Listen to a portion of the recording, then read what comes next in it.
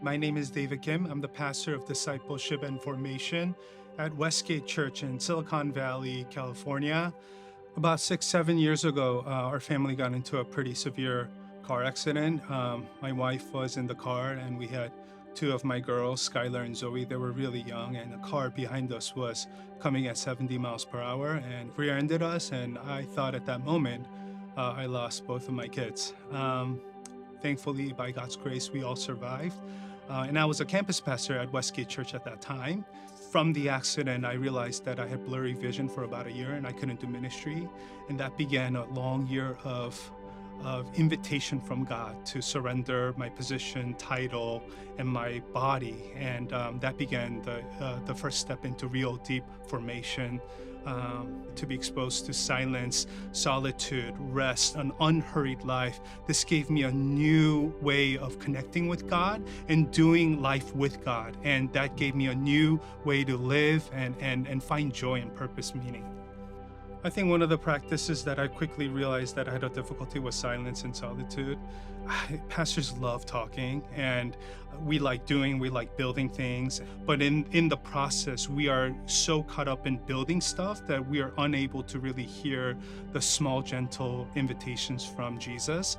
And so this was a real hard practice. And my accident actually forced me, by God's kindness and grace, to be still.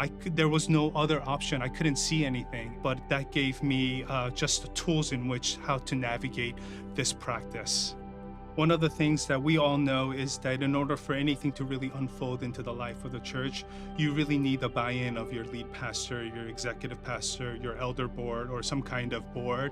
And often, if you're not on the same page, you spend most of your energy arm wrestling kind of your senior leadership team, and that can get quite frustrating and quite exhausting. And so I just want to speak to you, number one, keep at it. And number two, often in your journey, you can get exhausted and begin to blame the leadership as the problem. And so I just want you to, and want me, all of us, to pause and say, they are not the enemy to spiritual formation. God has placed them in your life for a reason. And so first invitation is to pray for them, that God would continue to open doors for their formational journey to deepen. And if you are frustrated in unfolding certain process in your discipleship pathway, that might be an invitation for God to say, maybe there's still more things that He wants to unfold in your life before it gets rolled out into the life of the church. And that's been my journey. I'm so quick, and pastors are so quick to bring it to the life of the church